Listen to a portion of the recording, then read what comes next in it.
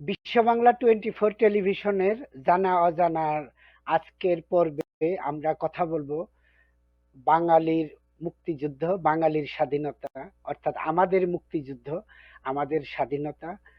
আপনারা সবাই জানেন যে আজ 26 মার্চ বাংলাদেশের স্বাধীনতার 51তম বার্ষিকী।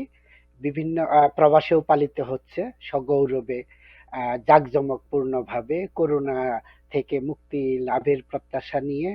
তে আজ আমরা অতিথি হিসেবে এমন একজন আমাদের মুক্তিযুদ্ধ, আমাদের স্বাধীনতা প্রসঙ্গে যিনি বিস্তারিত আলোকপাত করবেন। তিনি এই সুদূর এই প্রবাসে বহুদিন যাবৎ আছেন এবং বাংলা ভাষা, বাংলা সংস্কৃতি এবং বাংলাদেশের সঠিক ইতিহাস এটা সবার মাঝে ছড়িয়ে দেওয়ার জন্য নিরন্তরভাবে কাজ করছেন এবং গবেষণাও লিপ্ত রয়েছেন। তিনি হচ্ছেন আমাদের আজকের অতিথি শারমিন আহমদ রিপি। তিনি, তার আরেকটি বড় পরিচয় রয়েছে যে তিনি বাংলাদেশের প্রথম প্রধানমন্ত্রী। বঙ্গবন্ধু যখন পাকিস্তানিদের কারাগারে বন্দী ছিলেন, তার অনুপস্থিতিতে বঙ্গবন্ধু যা চেয়েছিলেন সেইভাবে মুক্তিযুদ্ধে পরিচালনাকারী নেতা এবং সে সময়ের প্রধানমন্ত্রী তাজউদ্দিন আহমদের কন্যা শারমিন আহমদ রিপি। আমি তাকে স্বাগত জানাচ্ছি বিশ্ব বাংলা 20 ভিশনের আজকের এই পর্বে। ধন্যবাদ লাভলু আনসার ভাই, আপনার খুব সুন্দর একটা ইন্ট্রোডাকশনের জন্য। আমি I am feeling humbled. It's an honour for me to participate in your programme. এবং ধন্যবাদ আপনাকে আপা। স্বাধীনতা দিবসের শুভেচ্ছা দিয়ে শুরু করছি। আপনাকেও শুভেচ্ছা এবং আমাদের বিশ্ব বাংলা 24 টেলিভিশনের যারা দর্শক শ্রোতা আছেন দেশ এবং প্রবাসে, সবাইকে এই স্বাধীনতা দিবসের রক্তিম শুভেচ্ছা এবং কামনা করছি সবার সুস্বাস্থ্য, সুন্দর জীবন এবং স্বাধীনতা চেতনা তা সবার মধ্যে উজ্জীবিত থাকুক। এটাই আজকে আমাদের শুরুতেই সেই প্রত্যাশা। এবং আমি প্রথমেই রিপি আপার কাছে জানতে চাইবো এই যে বাঙালির মুক্তিযুদ্ধ, বাঙালির স্বাধীনতার প্রেক্ষাপট সংক্ষেপে বলবেন এবং তারপরেই আমরা কিন্তু মূলত ফিরবো।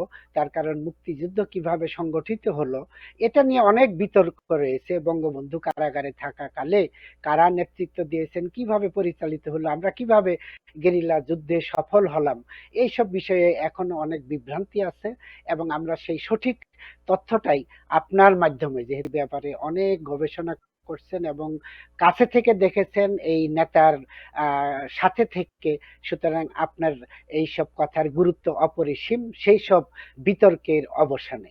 রিপি আপা। ধন্যবাদ লভলু ভাই। ব্যাপারটা যে বিষয়টা এটা তো ব্যাপক, এটা তো এত স্বল্প পরিসরে বলা সম্ভব নয়। তবে আমি এই প্রেক্ষাপট নিয়ে বলবো যে আমাদের মুক্তিযুদ্ধটা তো ছিল আমাদের সেই গত 24-25 বছরের সংগ্রামের যে ফলশ্রুতিটা। সেটা ভাষা আন্দোলন থেকে তারপরে গেল 6 দফা, সেখান থেকে ধাপে ধাপে আমরা ইলেকশনে জিতলাম, জাতীয় নির্বাচনে। এবং তখন দেখা যাচ্ছিল যে যদি তারা আমাদের ইলেকশনের রেজাল্ট না মানে তখন একটা তো বিকল্প চিন্তা ছিল, সেটা হচ্ছে স্বাধীনতার। এবং এভাবেই ধাপে ধাপে আমরা কিন্তু স্বাধীনতার জন্যই মানসিকভাবে এবং আমাদের আত্মত্যাগের মাধ্যমে আমরা প্রস্তুতি নিয়েছিলাম, যেটা চূড়ান্ত যেটার বিস্ফোরণ ঘটে ৭১-এর এই মহান মুক্তিযুদ্ধের মাধ্যমে।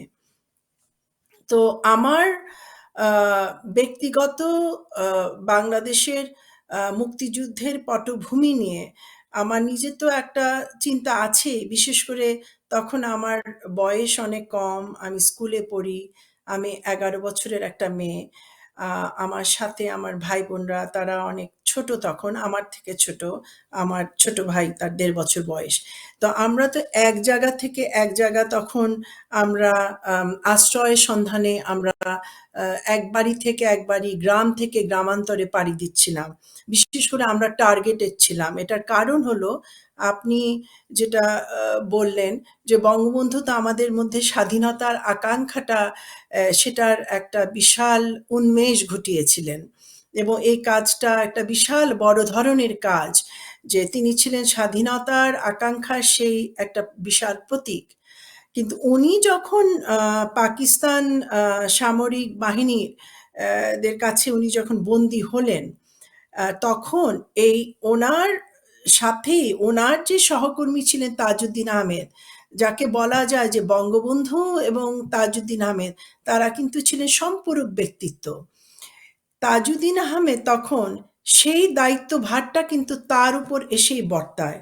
বঙ্গবন্ধু একটাতে ইনস্ট্রাকশন জেনারেল দিয়েছিলেন, উনি বলেছিলেন যে তোমাদের যা কিছু আছে তা নিয়ে শত্রুর মোকাবেলা করবে।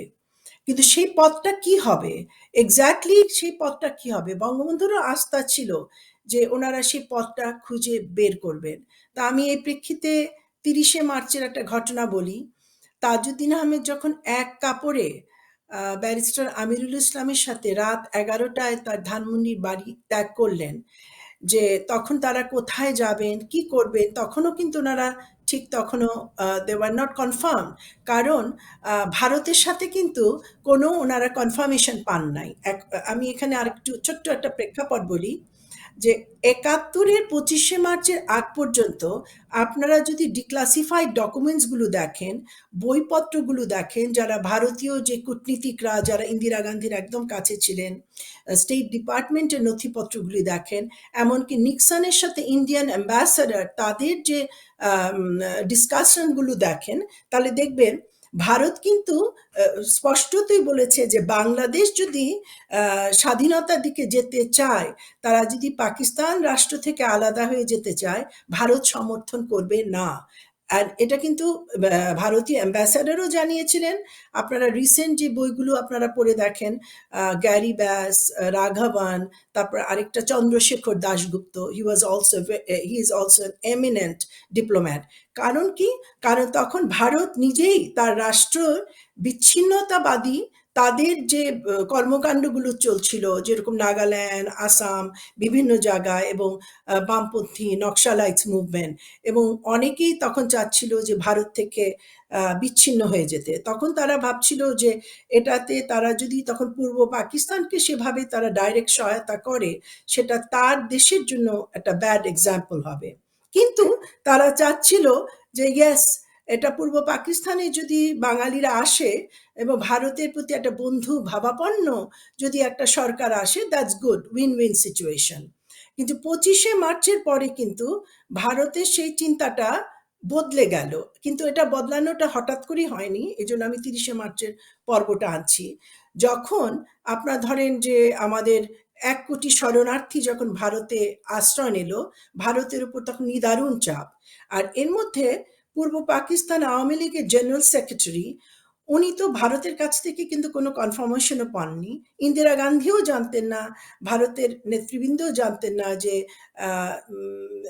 আমাদের বঙ্গবন্ধু শেখ মুজিবুর রহমানের অবর্তমানে কারা আসবেন, কারা যোগাযোগ করবে। There was nothing of that sort. এবং এটা আমি তাজউদ্দিন আহমেদের নিজেরই বক্তব্য থেকেই আমি বলছি, যেটা ১৬ই ডিসেম্বর ১৯৭২ সালে উনি কিন্তু দৈনিক পূর্বদেশ এবং বিভিন্ন পত্রপত্রিকায় মানে এই ব্যাপক সাক্ষাৎকার হয়েছে যে কিভাবে উনি এমন একটা চিন্তা করলেন which culminated into a monumental decisive decision for achieving victory for Bangladesh। সেটা ছিল একটা স্বাধীন সার্বভৌম আহ, সরকার গঠন। এটার ফলে হলো কি, উনি ৩০শে মার্চ সে সময় একটা সেতুর নিচে আত্মগোপন করা অবস্থায় উনি যেটা বলেছিলেন, অনেকটা উনি এভাবেই বলেছিলেন যে পালিয়ে যাবার পথে আমি এই যে গণমানুষের মধ্যে যে স্বাধীনতার চেতনার যে উন্মেষ আমি দেখেছি, তো এটাকে আমরা যদি সঠিক পথে ঠিকভাবে প্রবাহিত করতে পারি, সেটা একমাত্র আমরা সক্ষম হব যদি একটি এই জনগণের জন্য আমরা একটা স্বাধীন রাষ্ট্রের প্রতিনিধি হিসেবে একটি গণপ্রজাতন্ত্রী বাংলাদেশ সরকার আমরা গঠন করি। তার ফলে হবে কি, যখন ভারত যখন সাহায্যটার সমর্থনে হাত এগিয়ে দিল, এটা কোনো বিচ্ছিন্নতাবাদী গ্রুপের কাছে নয়, এটা একটি একটি রাষ্ট্র, একটি সরকার আর একটি সরকারের সাথে একটা ডিপ্লোম্যাটিক চ্যানেল, একটা সংযোগ হলো। তো ৩০শে মার্চের এই ঘটনাটা খুবই ইম্পর্টেন্ট, যেটা আমি মনে করি আমাদের আজকের জাতীয় স্বার্থে, জাতীয় একতার স্বার্থে আমাদের মুক্তিযুদ্ধে ভিত্তিক এই তথ্যগুলো সব পাঠ্যসূচিতে অন্তর্ভুক্ত হওয়া দরকার।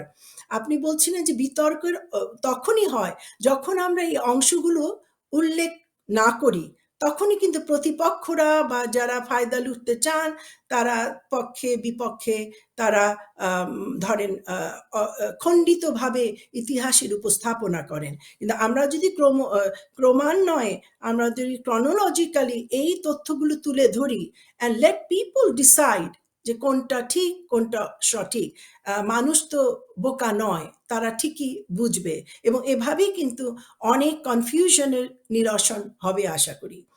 আর ৩০শে মার্চে উনি যখন আপনার বর্ডারে তখন আপনার পূর্বাঞ্চলীয় আপনার ইস্টার্ন কমান্ডের যে আইজি ছিলেন গোলক মজুমদার, তিনি ছিলেন ভারতীয় বিএসএফ এর তখন হেড, ইস্টার্ন উইং এর হেড। হ্যাঁ, উনি সংবাদ পেলেন যে বর্ডারে দুজন নেতৃস্থানীয় আছেন ব্যক্তি, একজন তো খুবই ইম্পর্টেন্ট বাট ওনারা কে জানেন না, এবং আমার বাবা এবং ব্যারিস্টার আমিরুল ইসলাম ওনারা এই ভারতীয় চৌকিতে সীমান্তরক্ষী পোস্টে ওনারা সে সময় আপনার এসডিপিও মাহবুবউদ্দিন এবং আপনার চুয়াডাঙ্গার এসডিপিও মাহবুবউদ্দিন ছিলেন আপনার মাগুরার, যতদূর মনে হয় এবং মনে পড়ে, এবং চুয়াডাঙ্গার এসডিও ছিলেন তৌফিক এলাহি চৌধুরী।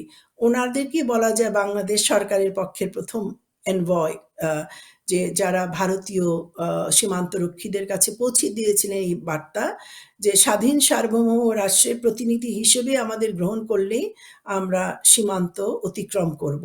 আমরা ভিখারি হয়ে আসিনি, আমরা একটি রাষ্ট্রের প্রতিনিধি হিসেবে এসেছি। তো গোলক মজুমদারকে ওনারা সংবাদটা দিলেন, উনি তখন আর কি নদিয়ার দিকে ছিলেন, উনি চলে আসলেন গাড়ি করে এবং সেখানেই ওই আপনার চুয়াডাঙ্গার জীবননগর ওই সীমান্তে টুঙ্গি নামের একটা ছোট্ট জায়গা, ওখান দিয়ে ওনারা বর্ডারটা ক্রস করেছিলেন 30th মার্চ 1971।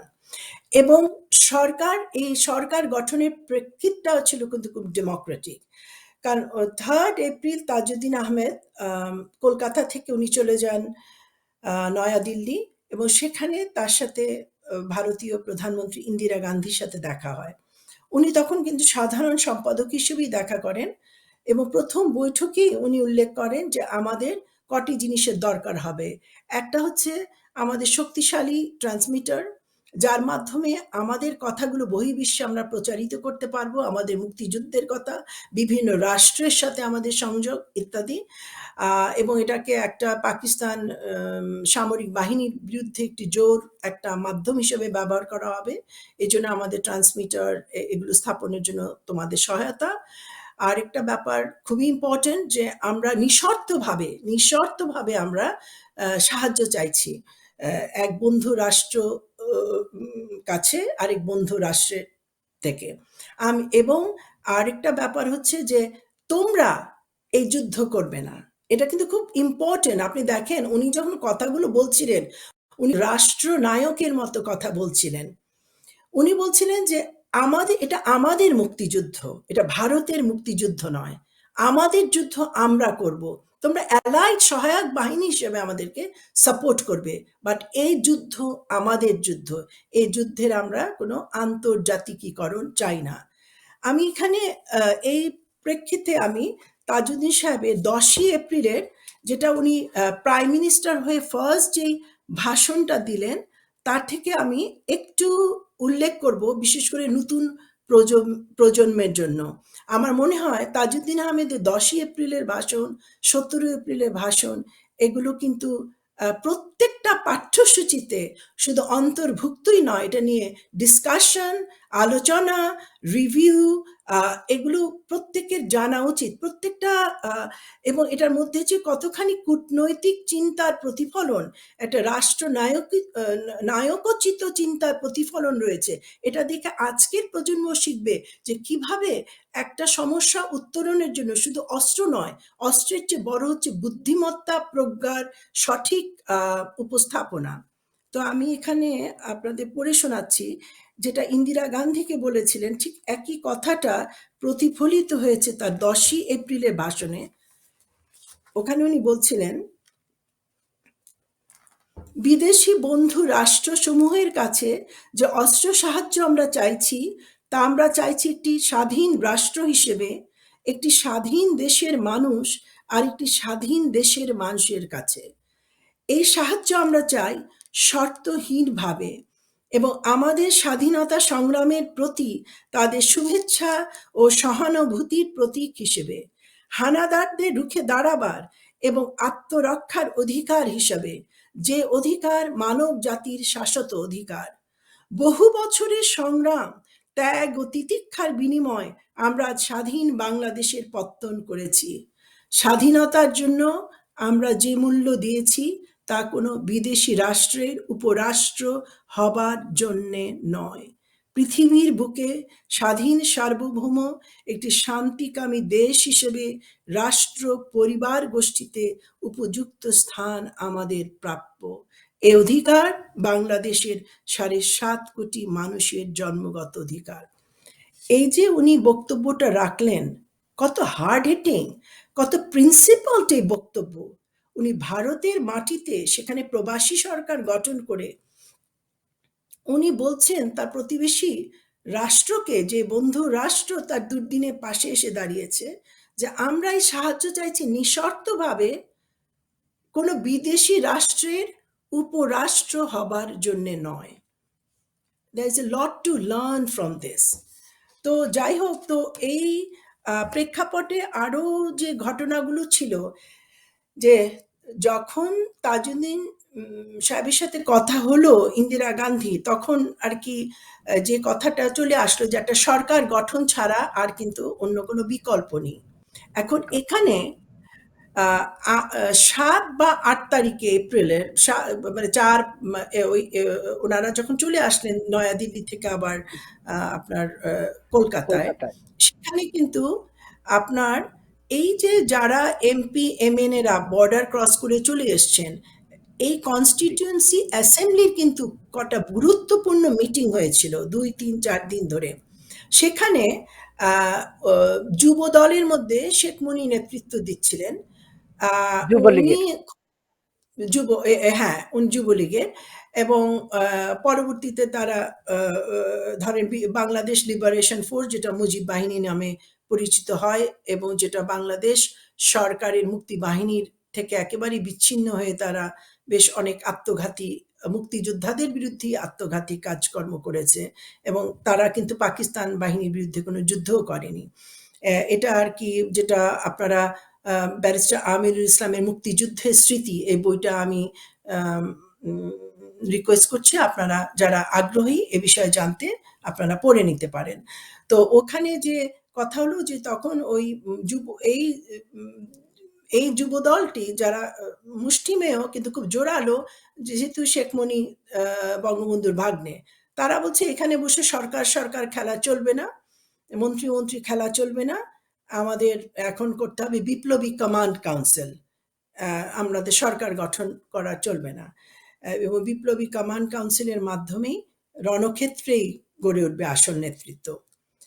তো তখন এর মধ্যে তখন আপনার প্রধানমন্ত্রী যে উনি হবেন এই প্রস্তাবনাটা এনেছেন আওয়ামী লীগের অন্যান্য যারা, তারা সকলেই, যে হাই কমান্ডস তো বঙ্গবন্ধু একটা সৃষ্টি করেই গিয়েছিলেন 25শে মার্চের আগেই। সেই হাই কমান্ডসে বঙ্গবন্ধু ছিলেন, সৈয়দ নজরুল ইসলাম, তাজউদ্দিন আহমেদ, খন্দকার মোশতাক, কামরুজ্জামান, মনসুর আলী তারা। তো বঙ্গবন্ধুর অবর্তমানে এদের তো সে এখতিয়ারটা আছে সেই স্বপ্নের বাস্তবায়নের। তো তো এইভাবে, এবং সেই হিসাবে সাধারণ সম্পাদক, তার মানে তাজউদ্দিন আহমেদ হবেন প্রধানমন্ত্রী, যিনি এক্সিকিউট করেন, আর সৈয়দ নজরুল ইসলাম উনি হবেন ভাইস প্রেসিডেন্ট এবং বঙ্গবন্ধু প্রথম রাষ্ট্রপতি, এবং ওনার অবর্তমানে উনি ভারপ্রাপ্ত রাষ্ট্রপতি হবেন। তো এভাবে যে প্রস্তাবনার বিরুদ্ধে যখন এই পক্ষ খুব হার্ড হিটিং বক্তব্য দিল, তখন দেখা গেল ফ্লোর প্রায় ওনাদের পক্ষে চলে আসছে। তো ব্যারিস্টার আমিরুল ইসলাম তখন দাঁড়িয়ে বললেন যে দেখেন, আপনারা যদি বিপ্লবী কমান্ড কাউন্সিল করেন সরকার গঠন না করে, এটার বড় সমূহ এটার একটা বিপদ হবে এই যে বহির্বিশ্ব কোন কমান্ড কাউন্সিলের সাথে সংযোগ করবে। বহির্বিশ্ব কিন্তু কোনো বিপ্লবী বিচ্ছিন্নতাবাদী কমান্ড কাউন্সিলের সাথে তারা সংযোগ কিন্তু স্থাপন করতে আগ্রহী হবে না। তাহলে হবে যে তারা একটা বিচ্ছিন্নতাবাদকে তারা প্রশ্রয় দিচ্ছে।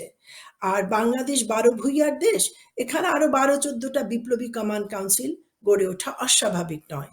কিন্তু একটি যদি সরকার প্রতিষ্ঠিত হয় সেটা হচ্ছে জনগণের ঐক্যের প্রতীক, এবং তখন একটি সরকারই কিন্তু ডিপ্লোম্যাটিক ক্ষেত্রে আরেকটি বহির্বিশ্বের সরকারের সাথে সফলভাবে তারা ডিপ্লোম্যাটিক চ্যানেল এস্টাবলিশ করতে পারে। আর বিশ্বের মধ্যে দেখা গেছে আরেকটি রাষ্ট্রই স্বাধীনতার ঘোষণাপত্রের মাধ্যমে এমার্জ করেছে, সেটা হচ্ছে আপনার মার্কিন যুক্তরাষ্ট্র। তো তারাও কিন্তু এভাবেই একটা লিগালিস্টিক গভর্নমেন্টের মাধ্যমেই, একটা লিগাল প্রসিজারের মাধ্যমেই তারা তাদের স্বাধীনতার যুদ্ধ পরিচালিত করেছিল। তো বাংলাদেশও তেমনি, এটার মধ্যে যদি আইনগত কাঠামো থাকে, এটার ভিত্তিটা কিন্তু হয় খুব সবল।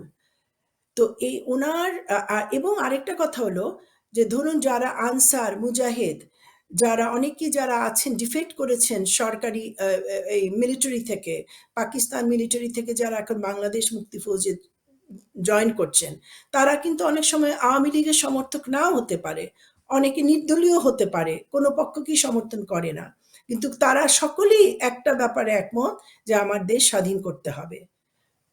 তাদের কিন্তু একটা সরকার তাদের প্রতিনিধি হতে পারে, কারণ সেখানে সরকার তো একটা ঐক্যের প্রতীক। তো এই ওনার এই আর্গুমেন্টস গুলো তখন এত সবল ছিল যে তখন পুরো ফ্লোরই শুধু মিজানুর রহমান চৌধুরী এবং শেখ মনি বাদে এভরিবডি সাপোর্টেড দ্যাট আর্গুমেন্ট।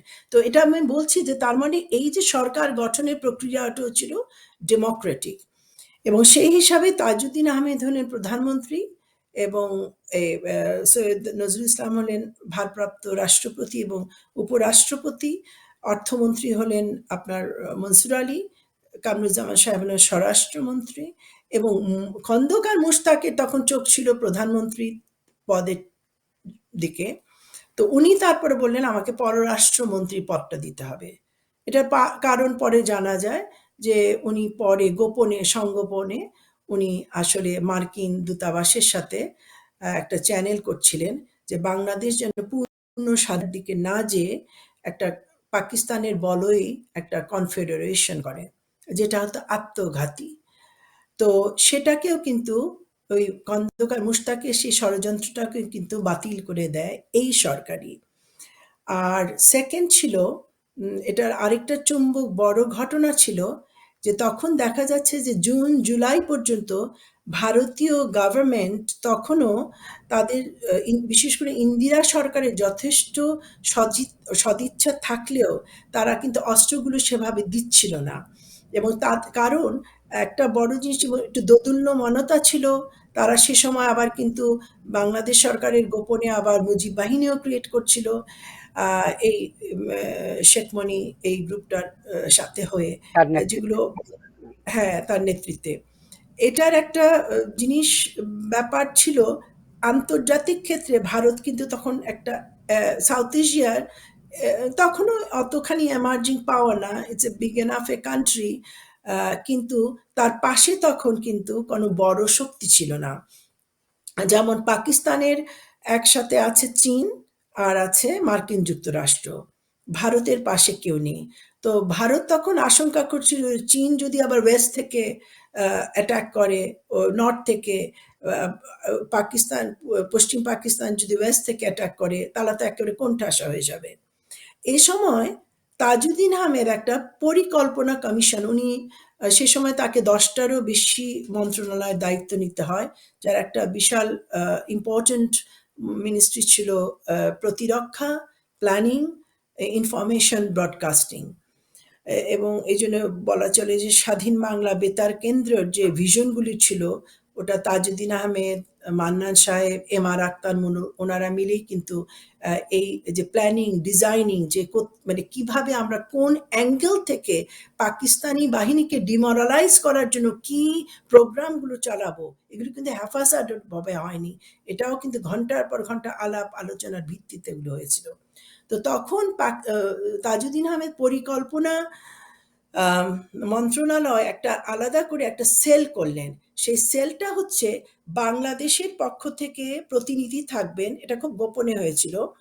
যে তারা ইন্ডিয়ান এবং সাথে একত্র হয়ে তারা তাদের পক্ষ থেকে প্রপোজাল দিল যে আমরাও সাহায্য করব যাতে করে সোভিয়েত ইউনিয়ন আমাদের পাশে এসে দাঁড়ায়।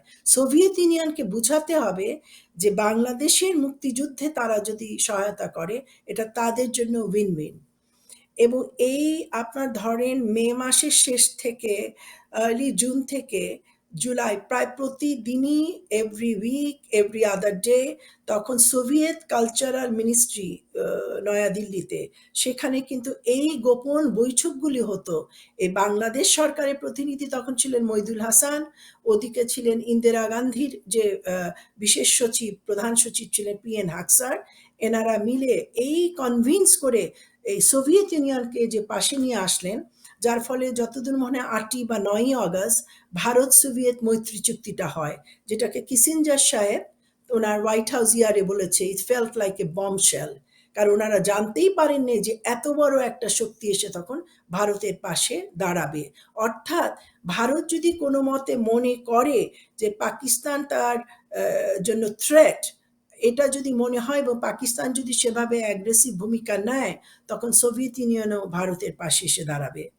এই যে এটা ছিল একটা বিশাল বড় বাংলাদেশ সরকারের পক্ষ থেকে একটা ডিপ্লোম্যাটিক অ্যাচিভমেন্ট। কারণ হঠাৎ করে ইন্দিরা গান্ধীও তো এমনভাবে তারা যদি এই তাজউদ্দিন আহমেদ নেতৃত্বে পরিচালিত সরকার সেই প্রজ্ঞা বুদ্ধিমত্তার যদি প্রতিফলন না ঘটাতেন, হঠাৎ করে ইন্দিরা গান্ধীও তো তার পক্ষেও সম্ভব হতো না এই রিস্কটা নেয়া।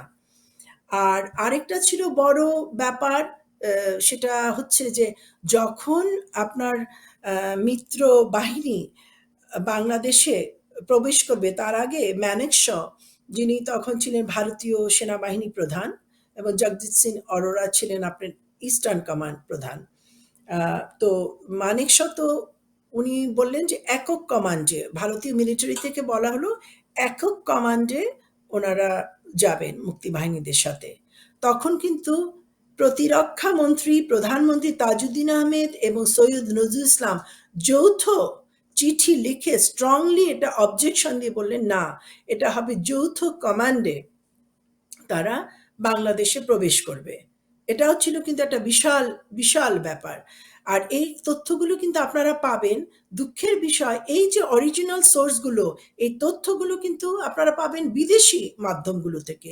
ভারতীয় প্রচুর, যেরকম JN দীক্ষিতের বইটা পড়ে দেখেন, লিবারেশন অ্যান্ড বিয়ন্ড, যিনি ছিলেন বা স্বাধীন বাংলাদেশের প্রথম আপনার ভারতীয় কূটনীতিক, যিনি অ্যাম্বাসাডারের মর্যাদা জানুয়ারিতে হি হেল্ড হিজ অফিস বোধহয় 74 পর্যন্ত।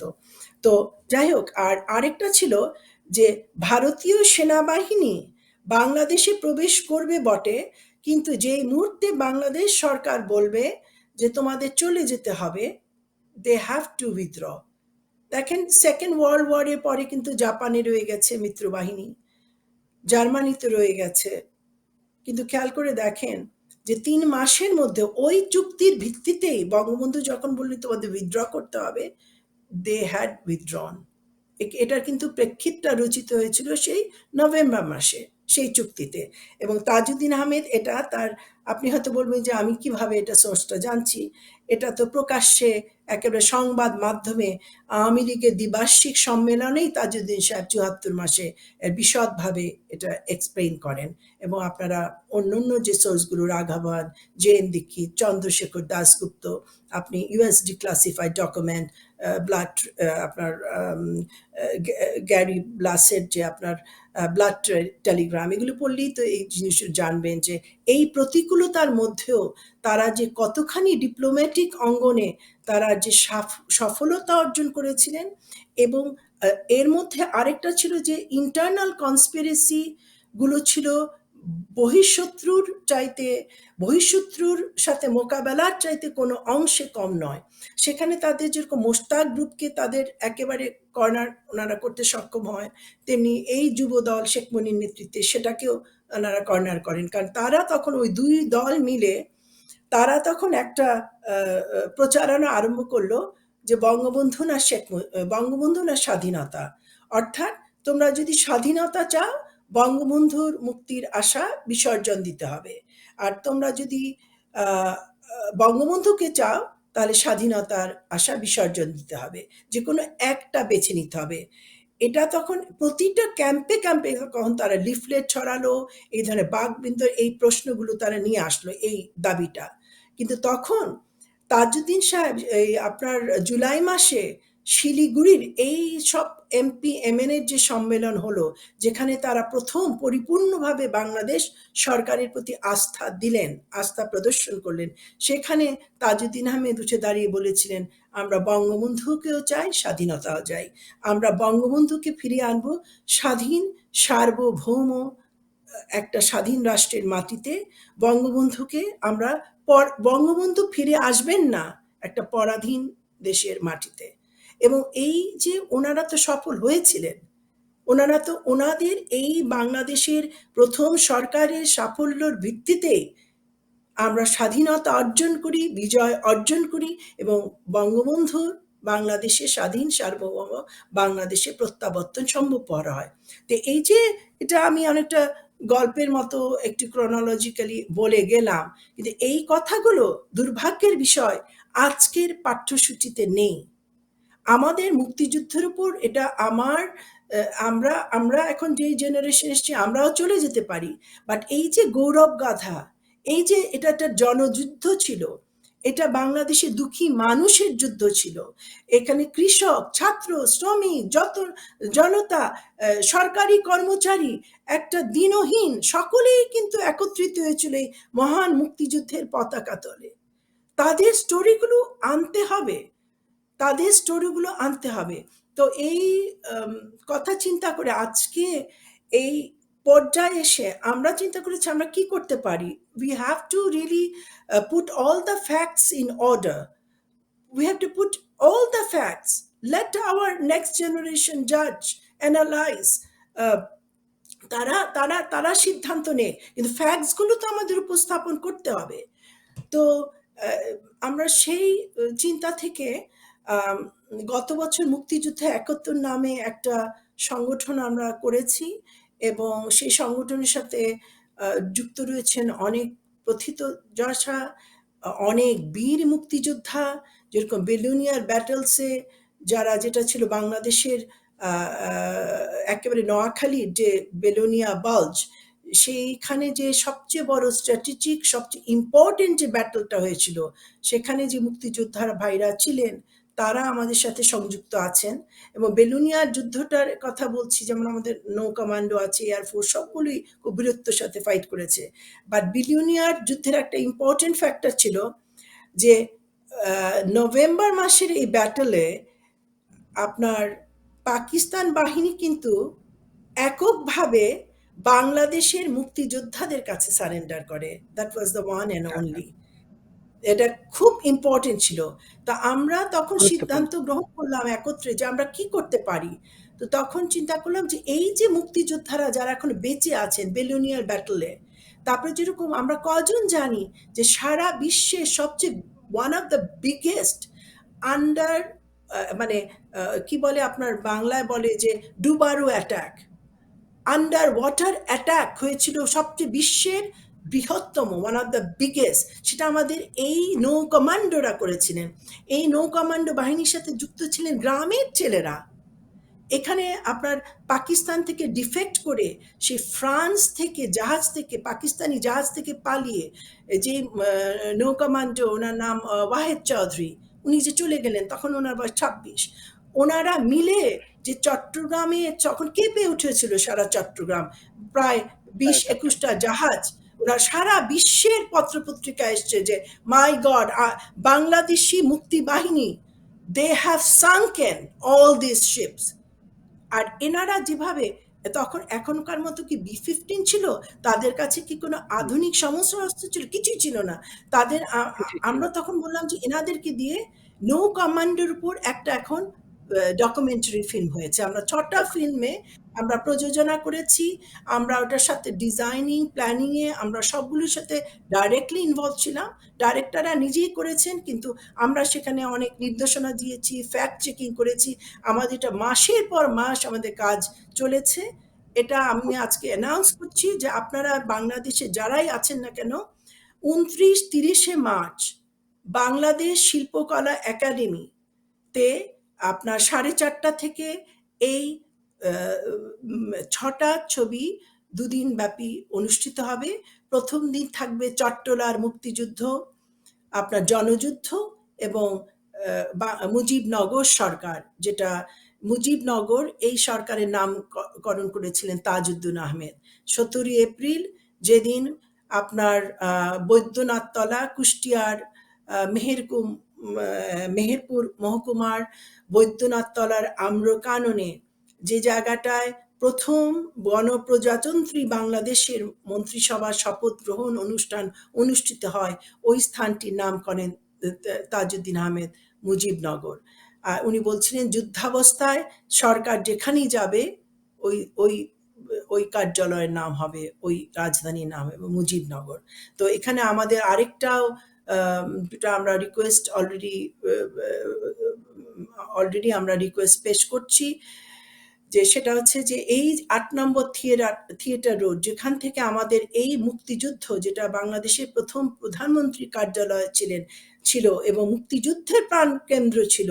মুক্তিযুদ্ধ, এই যে নো কমান্ডস, এই যে আপনার এয়ার অ্যাটাক, আমরা যে 6টা চলচ্চিত্র আমরা যেটা প্রযোজনা করলাম আমাদের মুক্তিযুদ্ধ 71 এবং বাংলাদেশ ফিল্ম ইনস্টিটিউট এই যৌথ সহযোগিতায়, যার সার্বিক তত্ত্বাবধানে আছেন প্রথিত যশা 21 পদকপ্রাপ্ত ডাইরেক্টর তানভীর মোকাম্মেল, এবং তার সাথে যে তরুণ যে ডাইরেক্টর আছেন, ওটার মধ্যে ছিল চট্টগ্রামের যুদ্ধ বলেছি, জনযুদ্ধ, মুজিবনগর সরকার আছে, আকাশ যুদ্ধ, নৌ কমান্ডো যুদ্ধ, বিলোনিয়ার যুদ্ধ।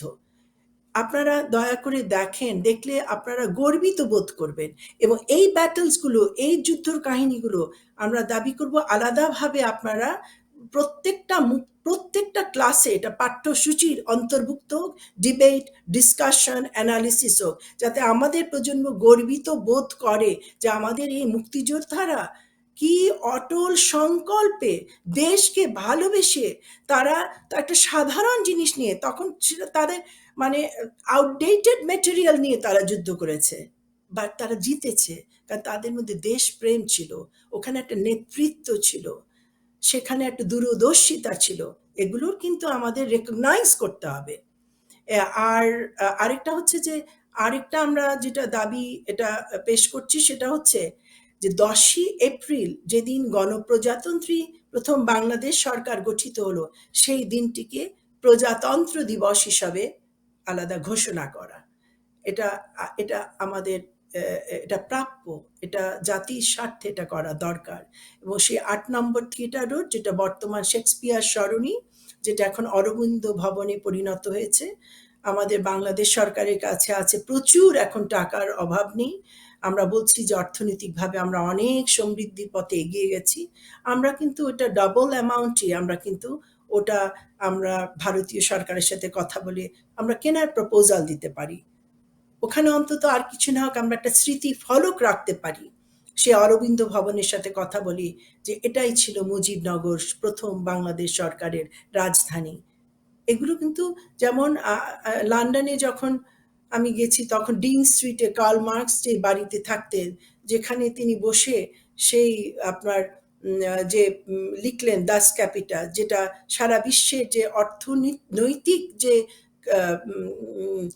একটা যে অর্থনীতিটাকে যে একটা ভিন্ন চোখ দিয়ে, একটা গণমানুষের, সাধারণ নিপীড়িত মানুষের চোখ দিয়ে যে অর্থনীতিটার যে ব্যাখ্যা, একটা অসাধারণ ব্যাখ্যা যিনি করলেন, এবং যার ভিত্তিতে আসলো যে সমাজতান্ত্রিক বিপ্লবটা পরবর্তীতে রাশিয়া, চীনে, এমনকি আপনার এই ইউরোপিয়ান যে কান্ট্রিগুলো এখন তারা বলে সোশ্যাল ডেমোক্রেসি, অর্থাৎ যে ডেমোক্রেসি আছে, এটা সোভিয়েত ইউনিয়নের মতো ডিক্টেটরশিপ নয় বা চায়নার মতো নয়, কিন্তু ওখানে মৌলিক অনেক অধিকারগুলো এসছে, কিন্তু এই কার্ল মার্কস তাদের ভিশন থেকে, অর্থাৎ মানুষের খাদ্য, অন্ন, বস্ত্র, শেল্টার, এডুকেশন এগুলো মানুষের মৌলিক অধিকার।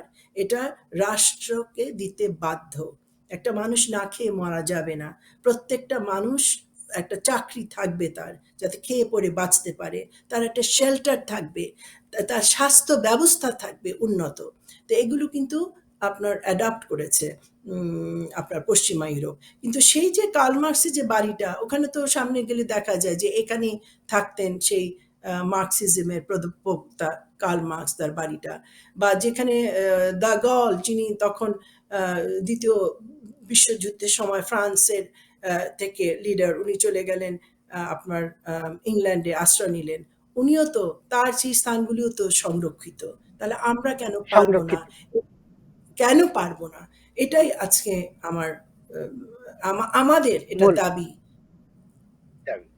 তো এখন এই যে ধরেন আমরা তো এবছর ৫০ বছর অতিবাহিত করলাম স্বাধীনতার।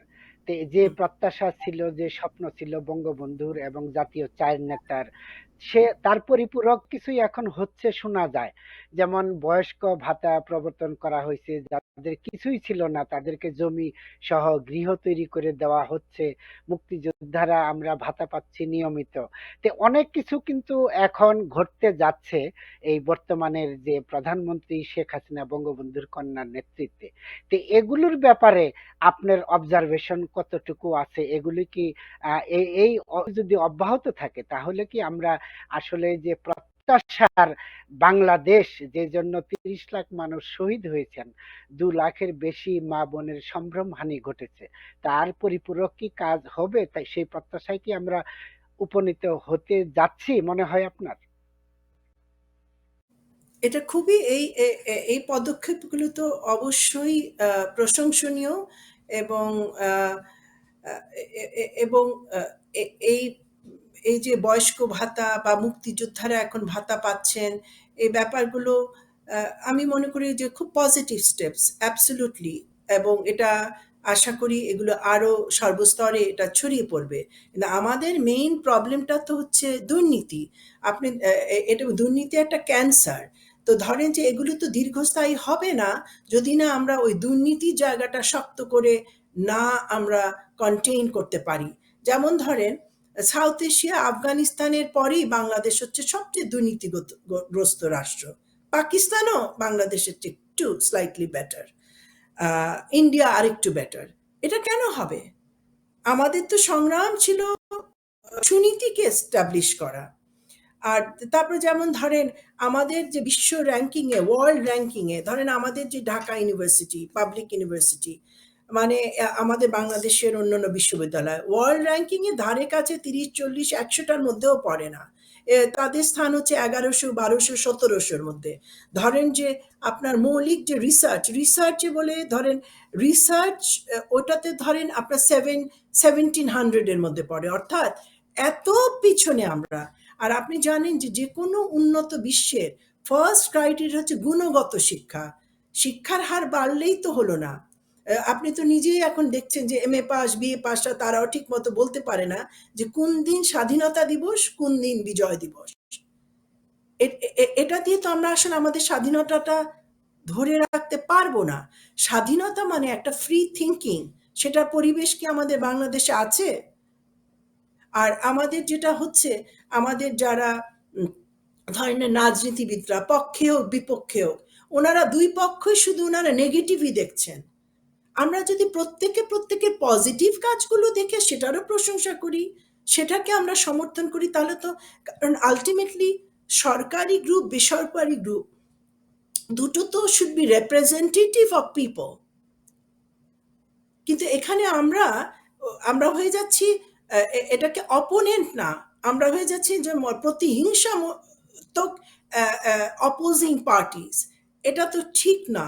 এবং এর ফলে আমাদের নতুন প্রজন্ম কিন্তু অনেক হতাশাগ্রস্ত হয়ে যাচ্ছে।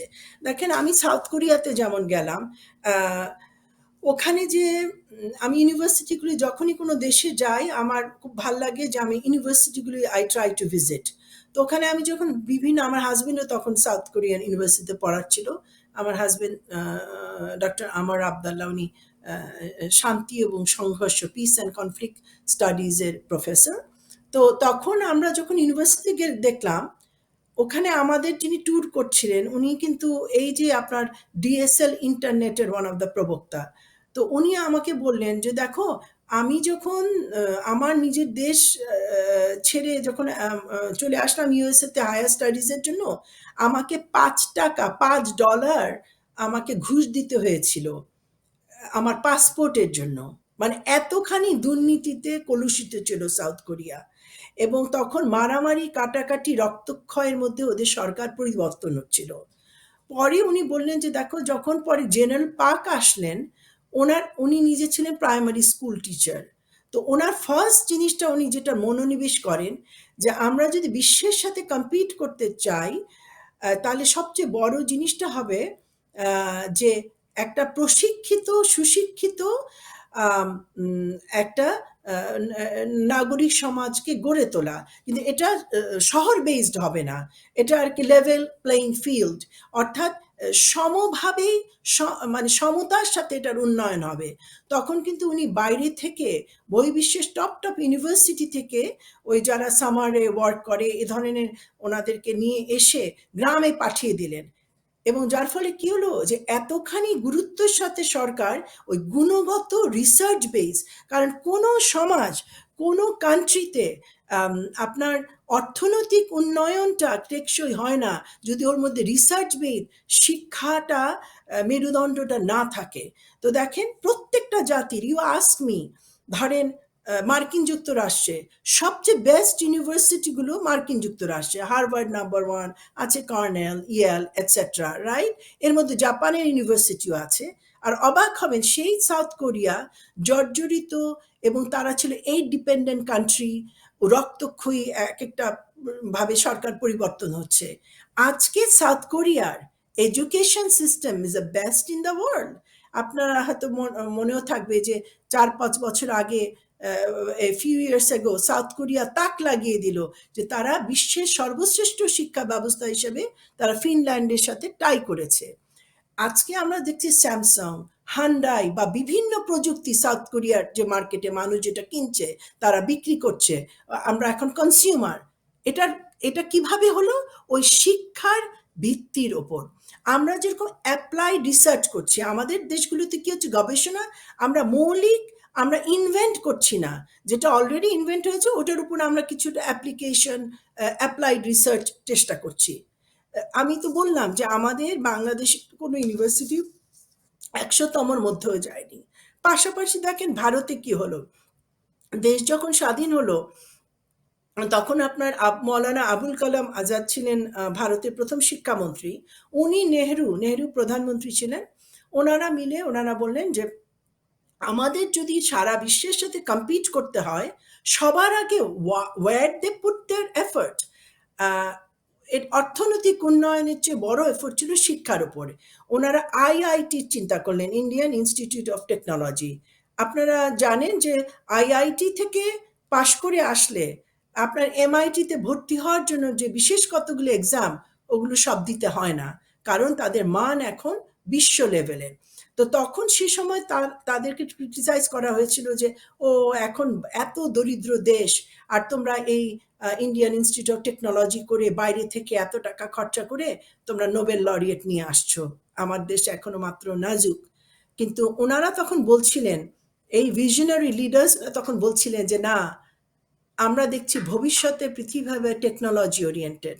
আমরা এখন থেকে আমাদের প্রশিক্ষিত যুব সমাজকে আমরা এখন তৈরি করছি। এটার ফল তোমরা পরে পাবে।"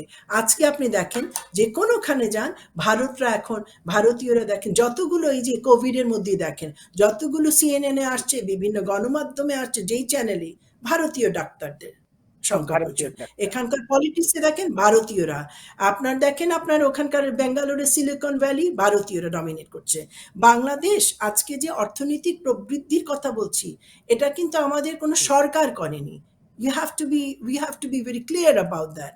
আমরা সমগ্র এই বিলিয়ন্স জনগোষ্ঠী। ডলারের, আমাদের রেমিটেন্স মানি, আমাদের গার্মেন্টস সেক্টর, আমাদের পিস কিপিং সেক্টর, দরিদ্র। আর এই যে যখন আমরা যাই মধ্যপ্রাচ্যে, খুব কষ্ট লাগে, দেখি কি, এরা সব ক্লিনারের জব নিয়ে যাচ্ছে, ফিলিপিনোদের দেখে ওরা মিড র্যাঙ্কিং জব নিয়ে যায়, কারণ এদের মধ্যে প্রশিক্ষিত ওরা তো কেউ না। আপনারা নিজেই না, দেখেন, আগেকার দিনে বলতে একটা ম্যাট্রিক পাসের যেই লেভেলটা ছিল, এখন এমএ পাশেও সেই লেভেল নাই। এখন আমি মনে করি বাংলাদেশের সবচেয়ে বড় জিনিস হচ্ছে আমাদের জুডিশিয়ারির ফ্রিডম দিতে হবে। Judiciary cannot be under any political party, any wing. Judiciary যদি ঠিক থাকে তাহলে হবে ল অ্যান্ড অর্ডারটা ফিক্স হয়ে যাবে। ল অ্যান্ড অর্ডারটা ফিক্স হলে আজকে আপনি কষ্ট করে এখন বৃদ্ধ হয়েছেন, আপনার পেনশনের টাকা তুলতে যাবেন, এইরকম তো শত শত ঘুরাতে থাকে ঘুরাতে থাকে, টাকা ঘুষ দিয়ে তার নিজের পেনশনের টাকা উঠাতে হয়। এই মুক্তিযোদ্ধা এই ভাই কিছুদিন আগে আমাকে কান্নাকাটি করে ফোন করলেন।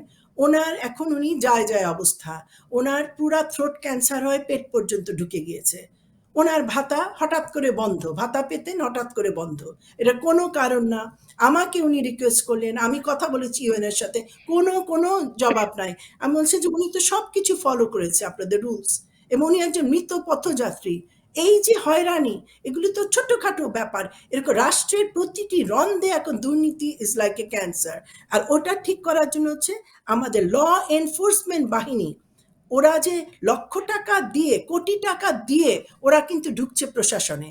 তো যেই পুলিশটা একটা ধরেন ঢুকলো, সে তো অলরেডি ধরেন 2 লাখ টাকা ঘুষ দিয়ে ঢুকেছে।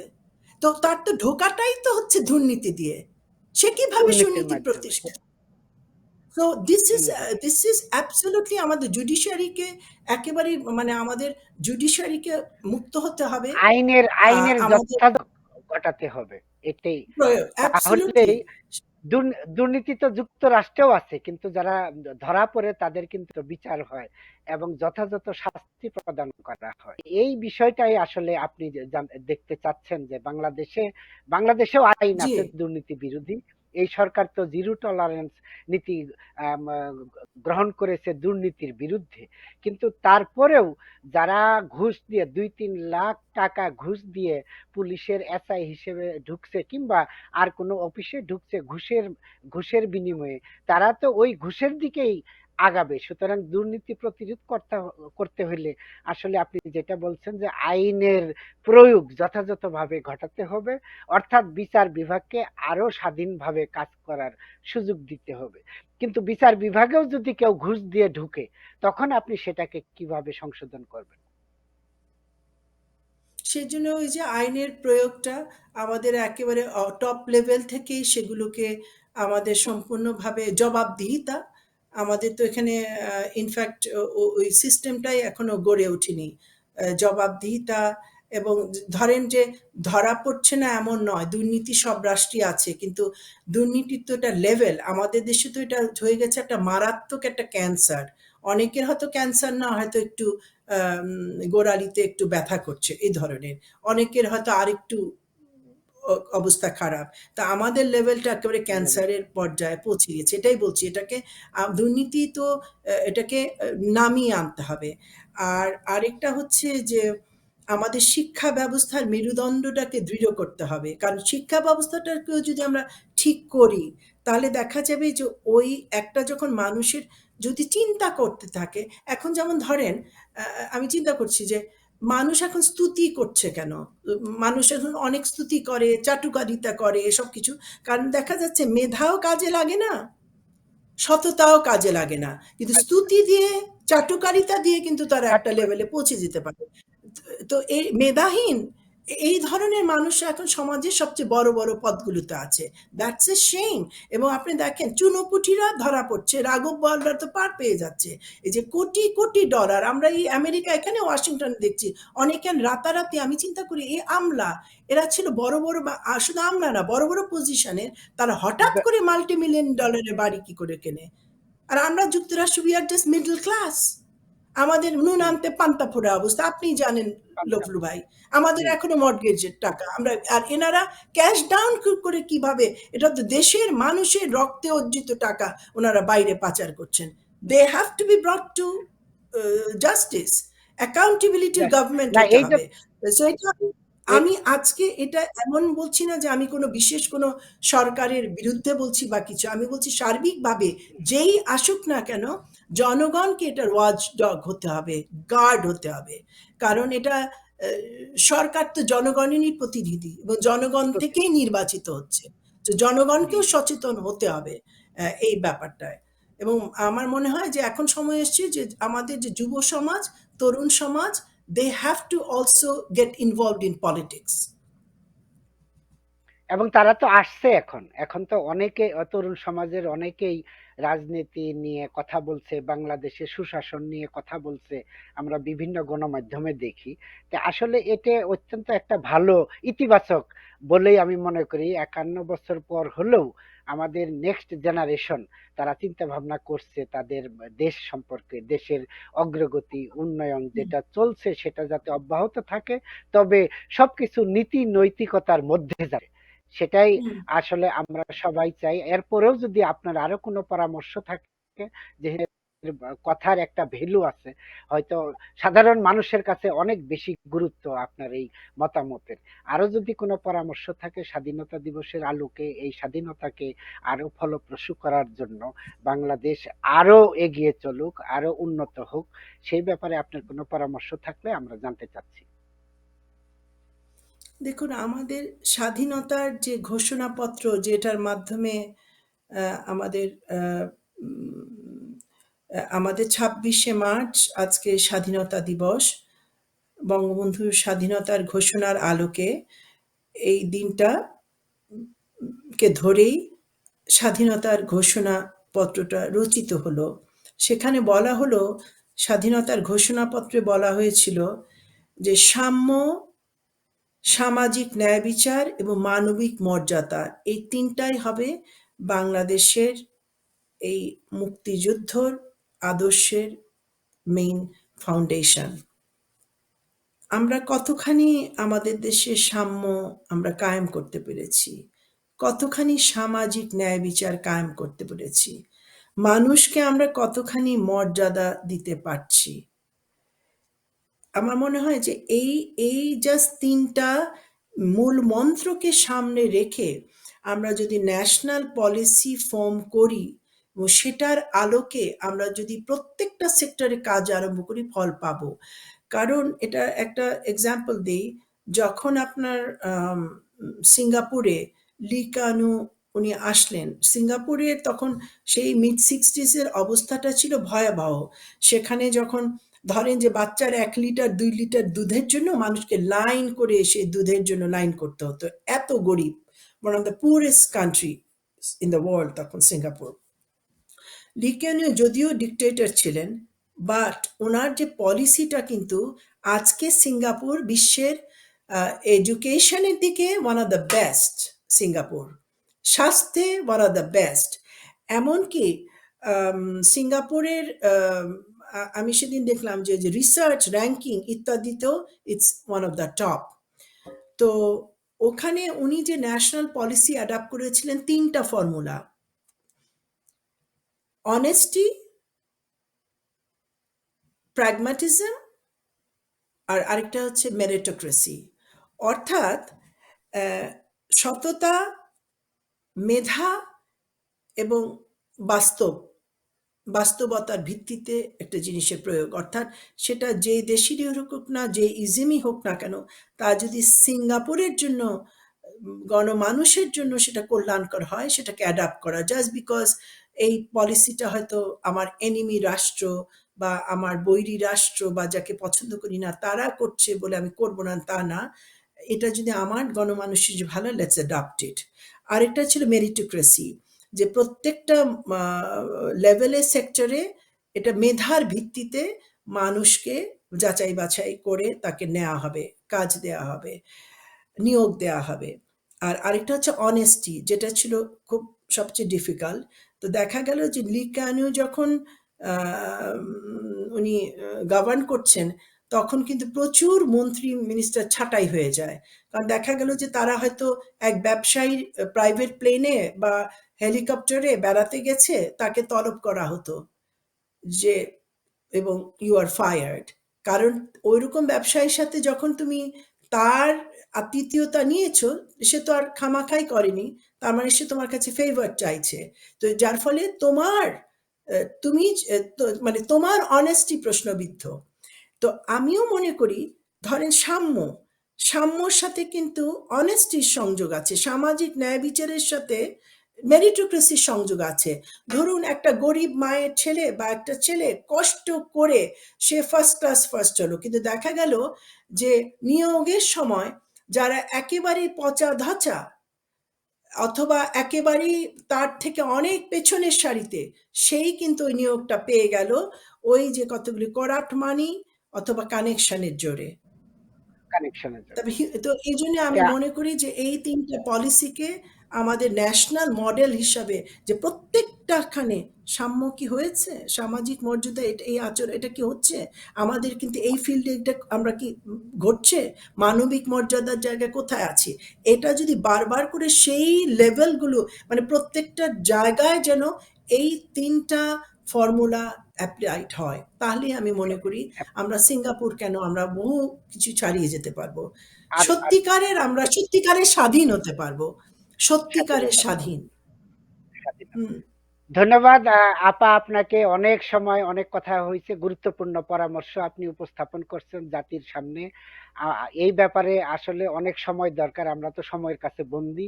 তা আমি আশা করব যে পরবর্তী এর ধারাবাহিক হিসেবে বাংলাদেশের স্বাধীনতা এবং বাংলাদেশকে এগিয়ে নেওয়ার জন্য আপনার যে আরো কিছু পরামর্শ আছে, সুপারিশ থাকবেই, সে নিয়ে আবার আমরা পরবর্তীতে আলোচনা করব। আজকে অনেক সময় দিয়েছেন, এই জন্য আপনাকে অসংখ্য ধন্যবাদ বিশ্ব বাংলা 24 টেলিভিশনের পক্ষ থেকে। লবলু ভাই, ধন্যবাদ আপনাকে এবং বিশ্ব বাংলার যারা এই সব কলা কুশলী, ধরনের সহযোগিতা, হ্যাঁ, সহযোগিতা করেছেন নেপথ্যে থেকে, তাদেরকে, যারা দর্শক শ্রোতা তাদেরকেও আমার প্রাণ ঢালার শুভেচ্ছা এবং অনেক ধন্যবাদ। শুভ হোক আমাদের সবাইকে এই আবারও স্বাধীনতা দিবস। স্বাধীনতা দিবসের রক্তিম শুভেচ্ছা জানিয়ে আজকের পর্ব এখানেই শেষ করছি। খুদা হাফেজ, শুভরাত্রি, জয় বাংলা।